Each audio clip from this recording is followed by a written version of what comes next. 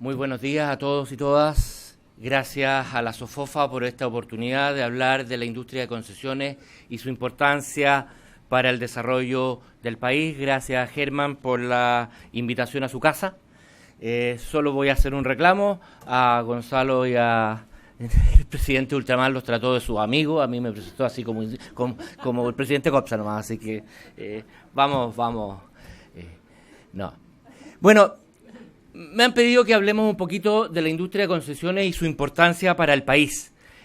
Lo primero que uno debe señalar es que así como en los años 90, el Estado definió una política pública que fue que se generara un proceso a través del cual el sector privado pudiera participar en el financiamiento y en la gestión de la infraestructura pública en el largo plazo, y a través de ese instrumento disminuir la brecha de infraestructura y mejorar las condiciones de competitividad y logística del país, y también, por qué no decirlo, generar las condiciones para que el Estado pudiera invertir directamente en sectores en los cuales no se había invertido por décadas, y así conseguir mejorar también las condiciones de equidad.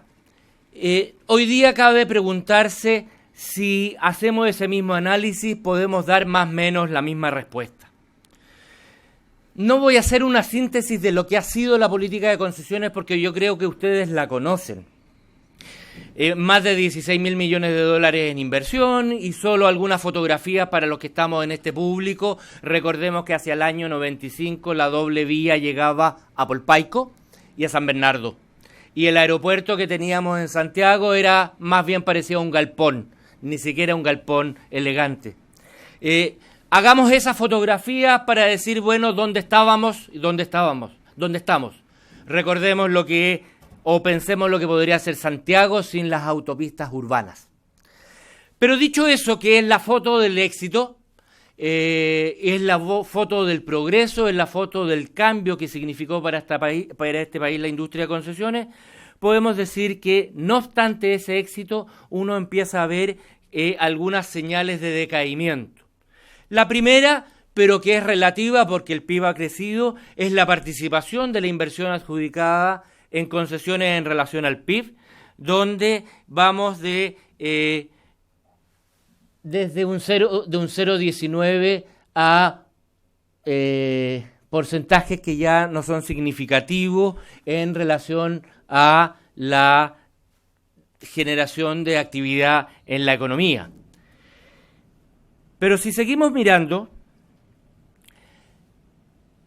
por un lado tenemos un decrecimiento de la industria de concesiones en relación al Producto Interno Bruto, pero por el otro lado tenemos la oportunidad. En un informe del año 2014, el Fondo Monetario Internacional muestra que la inversión en infraestructura produce un efecto sobre el crecimiento del producto de los países desarrollados y en vía de desarrollo. Y hace un análisis que dice que países, economías adelantadas y países con economías más lentas, donde la oportunidad de acceso al financiamiento es menor y donde las necesidades de infraestructura son mayores. ¿Y qué nos dice ese informe? Que en las economías de crecimiento más lento, la inversión pública a través de deuda, es decir, a través de financiamiento por concesiones, de 1 punto del PIB, ese mismo año genera un incremento de 1,5 puntos del PIB. Y que ese incremento se puede potenciar en 4 años multiplicándolo hasta por 4 puntos. Es decir, si nosotros invirtiéramos en concesiones, y este es un sueño, del orden de los 2.900 millones de dólares el año 2015 y mantuviéramos ese ritmo de inversión en concesiones hasta el año 2018, el incremento del PIB sería del orden de los 26.000 millones de dólares en 4 años. Esto no lo dice el presidente de COPSA, lo dice el Fondo Monetario Internacional, pero lo que más me gusta a mí, y recordar, es que el año pasado COPSA realizó el 4º Congreso de Concesiones e invitamos a la Presidenta de la República a inaugurarlo. Y yo tenía considerado decir esto en el discurso inaugural, pero desde la Presidencia me pidieron que lo dijera la Presidenta. Por lo tanto, yo no lo dije, lo dijo la Presidenta. Entonces creemos que está claro. El mecanismo de concesiones es un mecanismo que ha demostrado ser exitoso. La política de concesiones es una política que ha demostrado ser exitosa en Chile.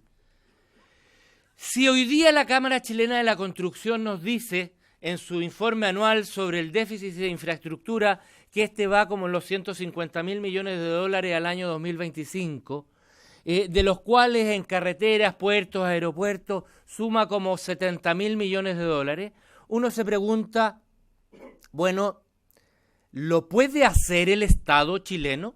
¿Cuál es el ritmo de inversión que tendría que tener el Estado chileno?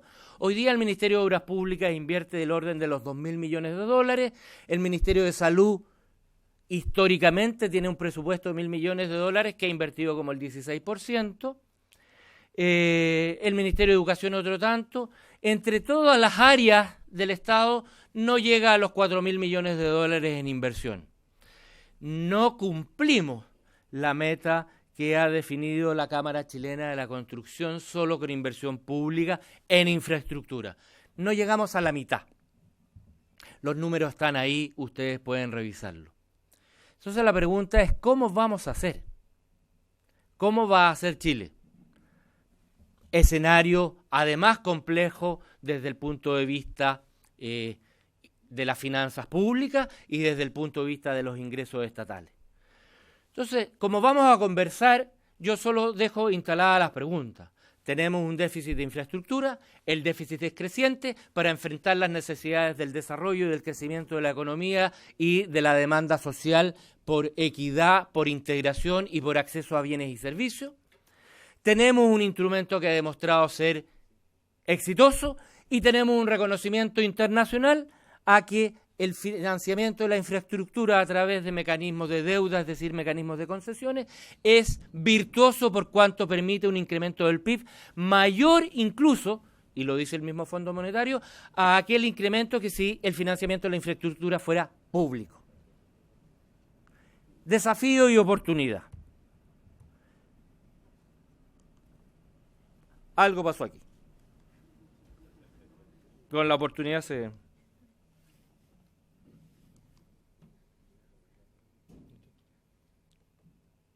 La anterior. Pero tenemos problemas que enfrentar. Y yo entiendo que el ministro que va a hablar de un nuevo consenso para concesiones, en parte se hará cargo de estos problemas. ¿Qué muestra este gráfico? Este gráfico muestra el modelo exitoso, la política exitosa, pero no exenta de desafíos, y muestra la inversión en concesiones adjudicada según los periodos de gobierno. Y vemos cómo el ciclo político empieza a interferir en la adjudicación, en la política de concesiones, donde, si ustedes se fijan, los términos de gobierno son extraordinariamente exitosos en la ejecución de licitación y de adjudicación de contratos concesionados. Pero los inicios de gobierno, de todos los gobiernos, son bastante bajos. Iba a decir depresivos, pero no sé si es la palabra adecuada. Son bastante bajos. Es decir, aquí estamos mostrando cómo el ciclo político se traslada a la aplicación de una política exitosa, generando que al principio de los gobiernos la adjudicación de inversiones disminuye notablemente para ir incrementando, como que los gobiernos van tomando confianza, se van entusiasmando con el instrumento y van generando proyectos.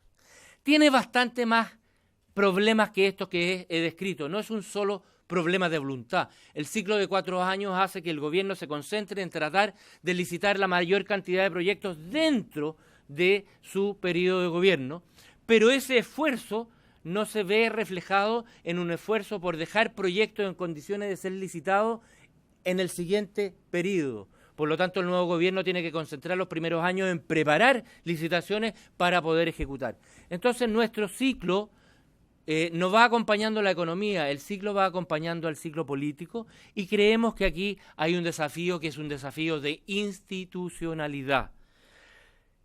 La segunda muestra de ello, y da lo mismo los nombres, pero la coordinación de concesiones, que es la que ejecuta, prepara, licita, es contraparte de los proyectos, es más o menos la misma que el año 95. El año 95 tenía 1, 2, 3 proyectos, hoy día tiene más de 70 contratos en operación, y desde el punto de vista de institucionalidad, más o menos un promedio de 2 ministros por gobierno, más 2,5 ministros por gobierno. Los subsecretarios son más estables. Los subsecretarios son bastante más estables, pero tienen que, bueno, entenderse con los ministros o tratar de hacerlo. 3 a 4 coordinadores de concesiones por gobierno y, bueno, cambios de los equipos permanentemente. Difícil, y aquí hay dos, un presidente y un gerente general que podrán comentar, lo difícil que resulta hacer gestión si el gerente general cambia cada año y medio, y si el gerente corporativo cambia una vez al año.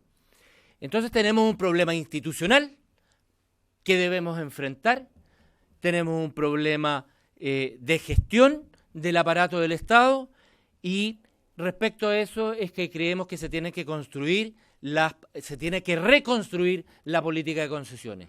Esta política puede ser tremenda, una nueva política de concesiones puede ser tremendamente exitosa, pero si no abordamos las capacidades del Estado para desarrollarla, la verdad es que no vamos a estar haciendo la tarea completa.